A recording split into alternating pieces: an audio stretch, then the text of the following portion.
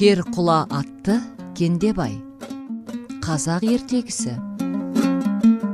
Ерте заманда Қазанғап деген бір қария қартайғанға дейін бір перзентке зар болып, Құдайдан күндіз-түні бір жақсы перзент беруді тілейді екен. Күндердің бір күні қарияның тілеуі қабыл болып, кемпірі көзі тостағандай, шекесі торсықтай бір ұл тауыпты. Кемпір мен шал балаларына Кендебай деп ат қойыпты. Төбелері көкке жеткендей қуаныпты. Кендебай 6 күнде күліпті, 60 күнде жүріпті. 6 жылда алып денелі азамат болып шығыпты. Маңайындағы батыр балуандардың бірін қоймай жығыпты. Асқан мерген болыпты. Аң аулап, құс салып, шал мен кемпірді қарық қылып тастапты. Күндердің бір күнінде жапан түзде жалғыз аң аулап жүрсе, бір арыстан туғалы тұрған бір биені алып соғып жегелі жатыр екен. Биенің шыңғырған даусын естіп, жаны ашыған Кендебай жүгіріп барып, арыстанның құйрығынан шап беріп ұстап, үйіріп жерге бір-ақ қойып өлтіріпті. Жанталасып өлгелі жатқан биенің қарнын жарып жіберіп, ішінде тулап жатқан құлынын шығарып алыпты. Құлынның кішкене қанаты бар екен. Құлын Кендебайға кісінеп: Кендебай батыр сенбісің? Теңдесі жоқ ер күші. Өзіңе төл ат болам. Мазақ қылар желді шын. Құлан сүтін беріп бақ, тез жетілсін мол күшім. Депті. Қуанышы қойнына симаған Кендебай құлынды көтеріп үйіне апарып, Керқұланның сүтін беріп бағыпты. Құлын 6 күнде тайдай, 60 күнде нардай, 6 айда таудай үлкен Керқұла ат болыпты. Кендебай оны мініп алып аң ауласа, аты құстар ұшқанша жетіп баратын ерен жүйрік екен. Атының жүйріктігін көрген Кендебай қуанып: Керқұла атым пырағым, қос қанатым шырағым, құстай самғап даланың құтқармаймын бір аңын деп әндетіпті. Кендебай ел жұртқа қайырымды, ата-анасына опалы адам болыпты. Жоқ жітіктерге көмектесіп, озбырлар мен қара ниеттілерге қасқая қарсы тұратын, өткеннің өшін, кеткеннің кегін алып беретін ізгі ниеті жол ұстанғандықтан алыс жуықтағы халық оны Керқұла атты Кендебай батыр деп атап кетіпті. Бір күні Керқұла атты Кендебай алыс бір жерге барып аң аулап жүрсе, бір бала қой бағып жылап отырады. Батырға бала болғаным, құрып кетсін құрысын. Қубайға малай болғаным, 5 күндік жалған күн үшін. Баланың зарын естіген Кендебай бұрылып барып: Ей бала, неге сонша зарлап жылап отырсың? Деп сұрапты. Бала жалт қарап: Асқар таудай әкеңді алса, көрген күнің құрысын. Айдың көлдей анаңды алса, төгілмей ме ырысың? Деп зарлапты. Ей бала, соншама не болды? Маған жөндеп түсіндірш, сенен еш көмегімді аямайм. Депті Кендебай. Бала сірі жеңімен көзінің жасын сүртіп: Ағай, мен осы арадағы Мергенбай деген батырдың баласы едім. Бірнеше жылдың алдында елімізге жау шауып, жылқы біткенін тігерге тұяқ қалдырмай бір-ақ айдап әкетті. Әкем бір ұйықтаса 40 күн ұйықтайтын. Алып ұйқылы кісі еді. Жау сол орайда пайдаланып әкемді байлап әкетті. Шешем әкемді арашылап алмақ болған. Оны да ұрып жығып, талдырып әкеммен бірге алып кетті. Сөйтіп мен жетім қалдым. Ішерге азық, киерге киімім қалмаған соң, амалсыз Тасқара деген байдың қойын бағып жүрмін. Мына жатқан қойлар сол байдың қойы. Ішер ас, киер киімге жармаған соң, міне ерлім жырылып, үсті басыма қотыр қаптап, басым таз болды. Әке шешемді сағынып жылай-жылай, омырауым мен 2 жеңім сірі болып кетті. Деп болған оқиғаны баяндап беріпті. Кендебай баланы жұбатып: Болды шырағым, жылама. Мен әке шешеңді іздеп тауып берейін. Депті. Бала қуанып: Ағай, рахмет ағай. жасаған жақсылығыңызды мәңгі ұмытпаймын. Әкемді іздеп алыс сапарға шықпас бұрын біздің қойшылардың кепесіне барып 2-3 күн демалыңыз. Әкемді сонан соң іздеңіз, дейді. Кендебай мақұл деп, жетім баланы мінгестіріп барып, қойшылардың кепесіне түседі. Атып алған аңдарын асып, тамақ пісіреді. Кеште қойшылар Кендебай әзірлеген асқа түгел келіп, тойғандарынша тамақтаныпты. Бірақ бағанағы жетім бала келмепті. Кендебай оны көп күтіпті. Сонда да келмепті. Таң атайын дегенде бала ақлап, үкілеп кепеге кіріпті. Оны тосып отырған Кендебай: «Әй шырағым, мені мұнда әкеп тастап өзің неге мұнша кешіктің?» депті.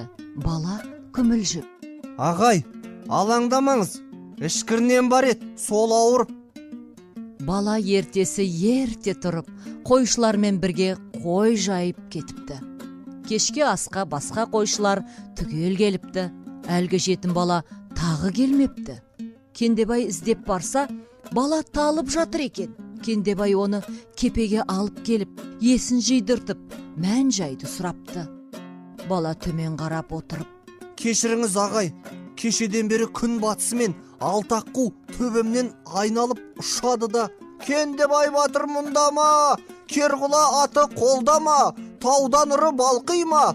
Балақ жүні шалқи ма?» деп сұрай береді. Мен оларға қызық көріп: «Кендебай батыр мен болам, Керқұла атты ер болам, таудан ұрым балқиды, балақ жүнім шалқиды» деп жауап берем. Олар мені қанаттарымен сабалап ұрып жығып кетеді. Мен ес ақылымнан айырылып талып қалам деп кешігу себебін айтып береді. Кендебай балаға: «Ертең сен демал, сенің орныңа қойды мен бағысып келейін» дейді. Бала оған мақұл болады. Ертесі Кендебай үстіне алба жұлба жаман киімін киіп, қой бағуға шығады.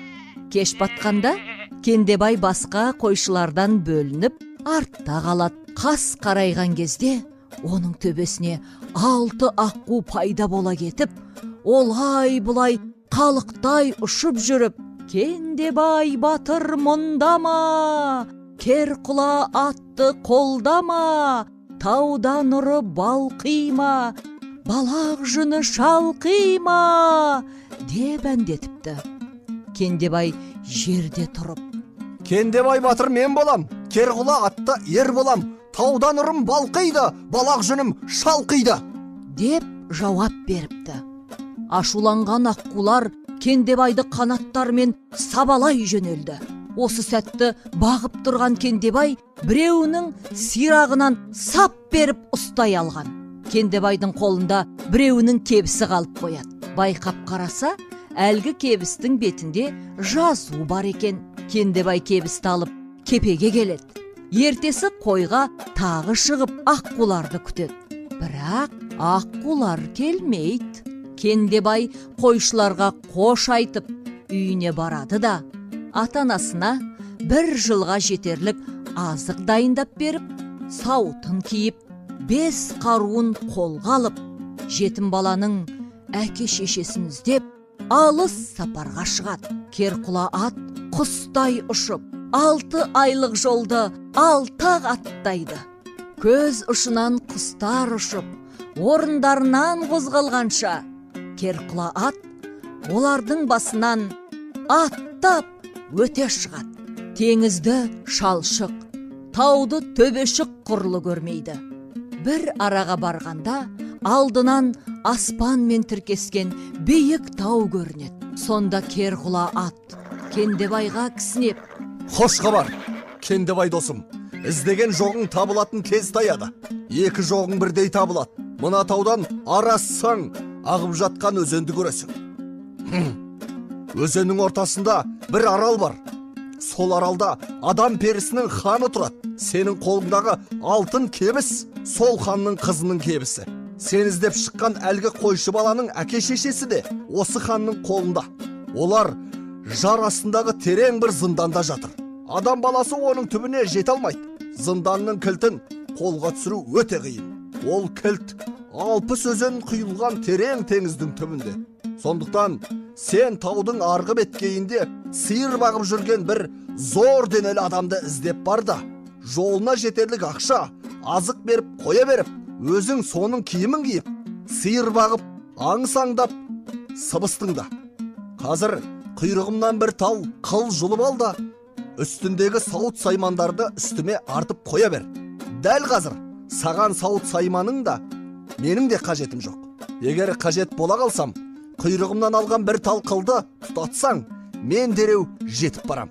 Қалған істі жағдайға қарай ыңғайластырарсың, депті. Сонымен Кендебай Керқұла аттың құйрығынан бір тал қылын жұлып алады да, оны қоя беріп, өзі атының айтқаны бойынша сиыр бағып қалады. Кеште сиырларды өзеннен өткізейін десе, сиырлар суға түспей қояды. Кендебай ашуланып, сиырларды сирақтарынан ұстап суға лақтыра бастайды. Оны көрген ханның кіші қызы: «Әй, оңбаған құл, сиырларды өлтіресің. Жарылғырдың суы жарыл деген сөзді ұмытып қалдың ба?» деп айғай салады. Кендебай: «Жарылғырдың суы жарыл!» дейді. Өзеннің суы қақ жарылып, жол ашылады. Сиырлар судан өте-өте шығады. Сөйтіп Кендебай сиыршы болады. Бір күні хан екі ұлын шақырып алып: «Бүгін кеште қара бие құлындайды. Бұл оның 9-шы рет құлындауы. Құлындаған күні құлыны жоқ болып кетеді. Бүгін жақсы күзетіп, не болғанын өз көздеріңмен көріңдер», дейді. Ханның екі баласына айтқан сөзін естіп қойған Кендебай, ханның екі баласына сездірмей барып, қара биені сырттай ол да барып күзетеді. Түн ортасы болғанда ханның екі баласы қорылдап ұйқыға басады. Кендебай көз ілмей аңдып отырады. Таң алдында қара бие алтын құйрықты, күміс жүнді, арғымақ құлын туады. Іле-шала аспаннан бір қара бұлт келеді де, құлынды іле жөнеледі. Кендебай құлынның құйрығынан шап беріп ұстай алады. Құйрық Кендебайдың қолында жылынып қалады да, құлынды қара дауыл алып кетеді. Кендебай алтын құйрықты қойнына тығып алып, ұйықтап қалады. Бір кезде алаулап таң атады. Хан екі баласын ордасына шақырып алып, түнде не көріп, не білгендерін сұрайды. Екі баласы: «Хан әке, еш нәрсе көргеніміз де, білгеніміз де жоқ. Қара бие тумады», деп өтірікті сықпыртады. Сол кезде есіктен Кендебай кіріп: «Хан тақсыр, мына екі ұлыңыздың айтып отырғаны шылғи өтірік. Кеше ұлдарыңызға айтқан сөзіңізді естіп, қатты қызықтым. Түнде бұларға көрінбей барып, мен де бие күзеттім. Екі балаңыз түн ортасында ұйықтап қалды. Таң алдында биеңіз алтын құйрықты, күміс жүнді арғымақ құлын туды. Сол кезде аспаннан бір қара бұлтпен араласқан алып қара құс келді де, құлынды ала жөнелді. Мен сасқалақтап барып, құлынды алып қалайын деп құйрығынан жабыса кетіп едім. Құйрық жұлынып менің қолымда қалды. Құлынды қара құс алып кетті», дейді. Кендебайдың сөзін естіген хан қуанып: «Құлынның құйрығы қайда? Құйрық қайда? Әкелші көрейін», деп орнынан ұшып тұрады. Кендебай күліп: «Тақсыр, сабыр етіңіз. Мен құлыныңыздың алтын құйрығын олжа көрсем, сізге келіп айтпай-ақ әкете беретін едім ғой. Құйрық міне», деп құйрықты қойнынан суырып алғанда, орданың іші жап-жарық болып кетіпті. Ханның екі ұлы ұялып жерге қарапты. Ханның қуанышында шек болмапты. Ол алтын құйрықты сан рет айландыра қарап шығып, екі ұлымен Кендебайға: «Сен үшеуің бүгін ат көлік азық түліктеріңді әзірлеп алып, жоғалған құлынды да, оны алып кеткен құсты да маған тауып әкеліп бересіңдер. Таба алмай құр келсеңдер, бастарыңды алам», деген әмір береді. Кендебай сиыр баққан жеріне барып, Керқұласының қылын тұтатыпты. Керқұла ат табанда жетіп келіпті. Кендебай атына болған оқиғаны айтыпты. ат Кендебайға демеу беріп, Қорқпа, Қарақұс пен құлын жер түбінде болса да тауып берем. депті. Кендебай саутын киіп, қару жарағын асынып, Керқұласына мініп алып, жүріп кетеді. Олар сол жүргеннен мол жүріп, бір араға барғанда Керқұла ат тоқтап: Ал Кендебай досым, сен баратын алтын құлын мен алып Қарақұсты табатын жерің анау аспанға жалын атып жатқан от теңіздің ар жағында. Тез көзіңді жұм. Мен аш дегенше көзіңді ашушы болма. Егер мен аш демей көзіңді ашар болсаң, екеуміз де өлеміз, дейді. Кендебай көзін жұма қояды. Керқұла ат ұша жөнеледі. Ат ұша береді. Бір кезде Кендебай оттың ыстық жалынын, гуілдеген ыстық боранның даусын естиді. Ал Керқұла болса ұша береді. Арада тағы бір талай уақыт өтеді. Ат Кендебайға көзіңді аш дейді. Кендебай көзін ашып жіберсе, үлкен мұхиттың ортасындағы бір аралға келіп түскен екен. Байқаса, әлгі жерде алтын құйрықты 8 құлын, құйрығы жоқ тағы бір құлын алтын науадан су ішіп тұр екен. Кендебай құлындарға қарап таңданып тұрғанда, Керқұла ат оған: анау аспанмен тіркескен ұзын бәйтеректің басында алып Қарақұстың ұясы бар. Ол 6 айда бір рет балапандарына азық іздеп кетеді де 6 күнде кері айналады. Бүгін ол азық іздеуге кетіпті. Біз оның тұяғына ілінбеу үшін табанда кетуіміз керек. Сондықтан сен маған тез мін де, анау құлындар су ішіп тұрған алтын науаны алдыңа өңгер. Құлындар алтын науадан қалмай еріп отырады. Осы жолы теңізден айналмасақ тіке өте алмаймыз. Жолымызда 3 үлкен бөгет бар. Әуелі 7 басты дию кездеседі. Одан 6 басты арыстанға кездесеміз. Онан соң 7 басты жалмауыз кемпірге жолғамыз. Солармен алысып барлығын жеңіп өтуіміз керек. Оларды құрту сенің күшіңе байланысты. Ал, жүрек, дейді. Кендебай алтын науаны алдына өңгеріп, шу жануар деп, Керқұласымен тартып кетеді. 9 құлын томпаңдап, артынан ере жөнеледі. Олар сол жүргеннен мол жүріп, бір араға барғанда алдарынан 6 басты дию шыға келеді. Кендебай алдындағы науаны жерге қойыпты. Құлындар иіріліп тұра қалыпты. Кендебай қолына нар қылышын алып, Керқұла атын құйғытып барып, дәумен айқаса кетіпті. Екеуі сол арада ұзақ алысыпты. Ақырында Кендебай 6 басты диюдің бастарын түгел қағып алып, қоржынына салып алыпты. 6 науаны өңгеріп, 9 құлынын ертіп, Керқұласын құстай самғатып жүріп кетіпті. Бір жерге барғанда алдарынан ақырған арыстанның даусы естіліпті. Кендебай алтын науасын жерге түсіріп, арыстанға қарай айбаттана шабады. 7 басты арыстан да Кендебайға қарай қарсы ұшады. Әні-міне дегенше қандай қас басталып кетеді. Кендебай 6 құлаш ақ найзасын шебер пайдаланып, арыстанның 6 басын қағып алып, қоржынына салады да алтын науасын өңгеріп, құлындарын шұбыртып жүріп кетеді.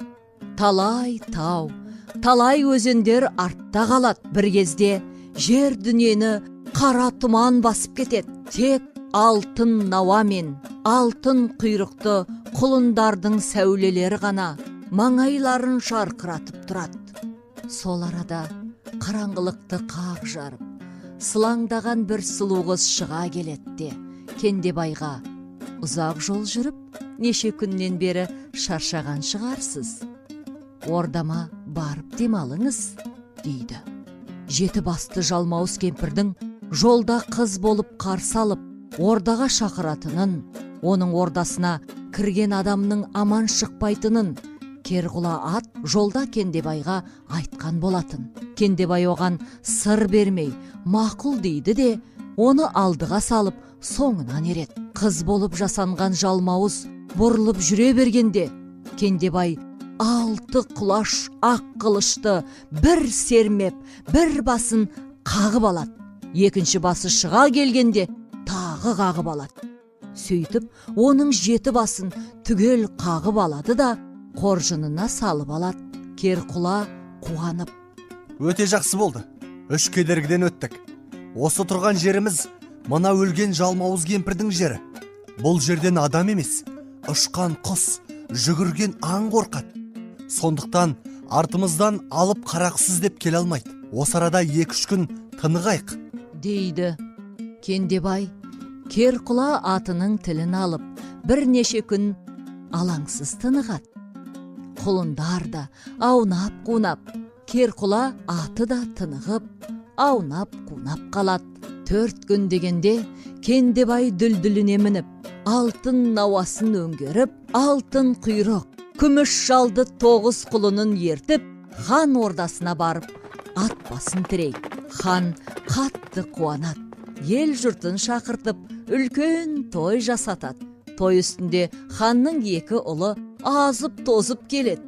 Хан Кендебайды төріне отырғызып, оның аты жөнін сұрайды. Кендебай күліп: Алдияр хан, мен патшаның баласы емеспін. Қарапайым бір шаруаның баласымын. Атым Кендебай. Ел жұртым Керқұла атты Кендебай деп атайды. Сіздің елге ойнап келгенім жоқ. Маңызды жұмыспен келдім. Дәлірек айтқанда, жоқ іздеп, яғни намыс іздеп келдім. Рұқсат етсеңіз сізге айтайын.